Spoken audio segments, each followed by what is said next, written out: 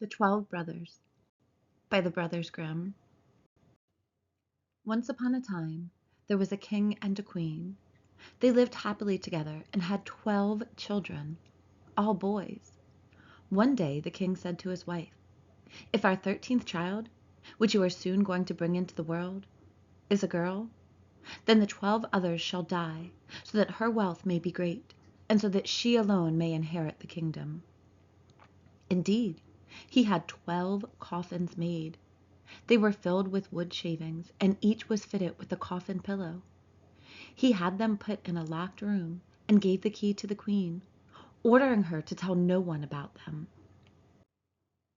The mother sat and mourned the entire day, until the youngest son, who was always with her, and who was named Benjamin after the Bible, said to her, "Dear mother, why are you so sad?" "Dearest child," she answered, "I cannot tell you." However, he would not leave her in peace until she unlocked the room and showed him the coffins, already filled with wood shavings. Then she said, "My dearest Benjamin, your father had these coffins made for you and your 11 brothers. If I bring a girl into the world, you are all to be killed and buried in them." As she spoke and cried, her son comforted her, saying, "Don't cry, dear mother.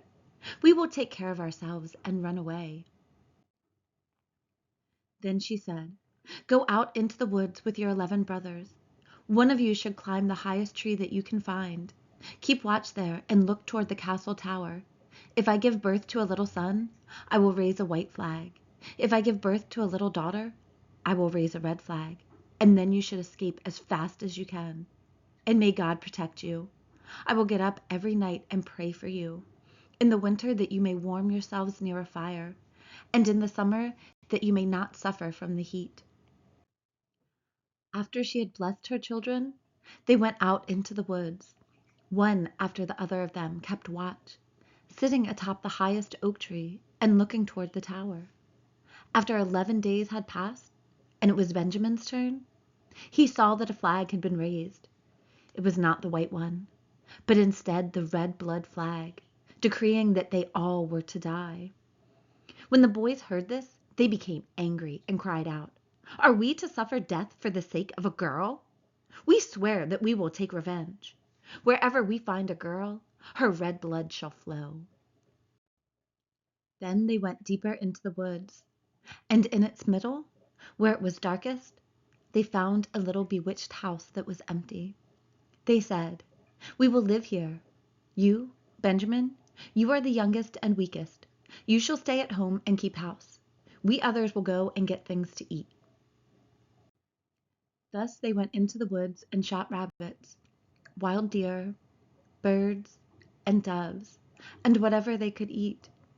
These they brought to Benjamin, and he had to prepare them to satisfy their hunger.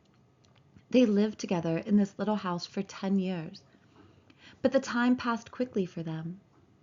The little daughter that their mother, the queen, had given birth to was now grown up. She had a good heart, a beautiful face, and a golden star on her forehead.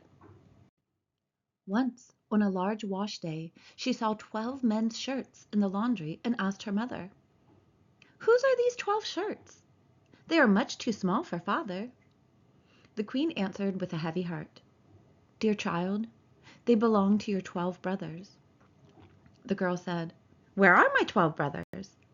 I have never even heard of them." She answered, "Only God knows where they are. They are wandering about in the world." Then she took the girl, unlocked the room for her, and showed her the 12 coffins with the wood shavings and the coffin pillows.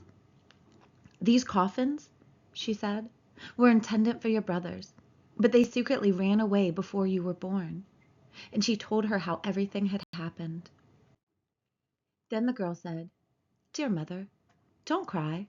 I will go and look for my brothers." Then she took the 12 shirts and went forth into the great woods. She walked the entire day, in the evening coming to the bewitched little house. She went inside and found a young lad, who asked, "Where do you come from, and where are you going?" He was astounded that she was so beautiful, that she was wearing royal clothing, and that she had a star on her forehead. I am a princess, and am looking for my 12 brothers. I will walk on as long as the sky is blue, until I find them. She also showed him the 12 shirts that belonged to them. Benjamin saw that it was his sister, and said, "I am Benjamin, your youngest brother." She began to cry for joy, and Benjamin did so as well. They kissed and embraced one another with great love. Then he said, "Dear sister, I must warn you that we have agreed that every girl whom we meet must die." She said, "I will gladly die, if I can thus redeem my 12 brothers." "No," he answered, "you shall not die. Sit under this tub until our 11 brothers come, and I will make it right with them." She did this, and when night fell they came home from the hunt. As they sat at the table eating, they asked, "What is new?" Benjamin said, "Don't you know anything?" "No," they answered. He continued speaking. "You have been in the woods, while I stayed at home. But I know more than you do." "Then tell us," they shouted. He answered, "If you will promise me that the next girl we meet shall not be killed." "Yes," they all shouted. "We will show her mercy. Just tell us." Then he said, "Our sister is here," and lifted up the tub. The princess came forth in her royal clothing, and with the golden star on her forehead, so beautiful, delicate, and fine. They all rejoiced, falling around her neck and kissing her, and they loved her with all their hearts. Now she stayed at home with Benjamin and helped him with the work. The 11 went into the woods and captured wild game, deer, birds, and doves, so they would have something to eat. Their sister and Benjamin prepared it all. They gathered wood for cooking, herbs for the stew, and put the pot onto the fire so a meal was always ready when the 11 came home. She also kept the house in order and made up the beds white and clean. The brothers were always satisfied, and they lived happily with her.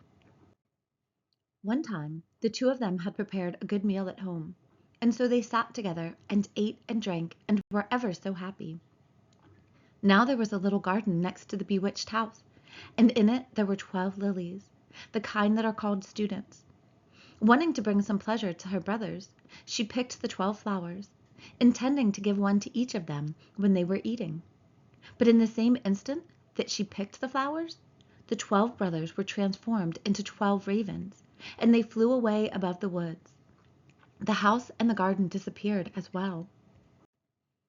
Now the poor girl was alone in the wild woods. Looking around, she saw an old woman standing next to her. The old woman said, "My child, what have you done? Why did you not leave the 12 white flowers standing? Those were your brothers, and now they have been transformed into ravens forever." The girl said, crying, "Is there no way to redeem them?" "No," said the old woman. "There is only one way in the world, and it is so difficult that you will never redeem them. You must remain silent for 7 whole years, neither speaking nor laughing. If you speak a single word, even if all but 1 hour of the 7 years has passed, then it will all be for nothing, and your brothers will be killed by that one word." Then the girl said in her heart, "I know for sure that I will redeem my brothers." She went and found a tall tree and climbed to its top, where she sat and span, without speaking and without laughing. Now it came to pass that a king was hunting in these woods. He had a large greyhound that ran to the tree where the girl was sitting. It jumped about, yelping and barking up the tree. The king came, saw the beautiful princess with the golden star on her forehead, and was so enchanted by her beauty that he shouted up to her, asking her to become his wife. She gave him no answer, but nodded with her head.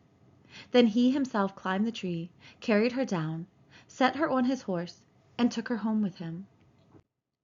Their wedding was celebrated with great pomp and joy, but the bride neither spoke nor laughed. After they had lived a few years happily together, the king's mother, who was a wicked woman, began to slander the young queen, saying to the king, "You have brought home a common beggar woman for yourself. Who knows what kind of godless things she is secretly doing? Even if she is a mute and cannot speak, she could at least laugh. Anyone who does not laugh has an evil conscience. At first, the king did not want to believe this, but the old woman kept it up so long, accusing her of so many wicked things, that the king finally let himself be convinced, and he sentenced her to death. A great fire was lit in the courtyard, where she was to be burned to death. The king stood upstairs at his window, looking on with crying eyes, for he still loved her dearly. She had already been bound to the stake, and the fire was licking at her clothing with its red tongues, when the last moment of the 7 years passed.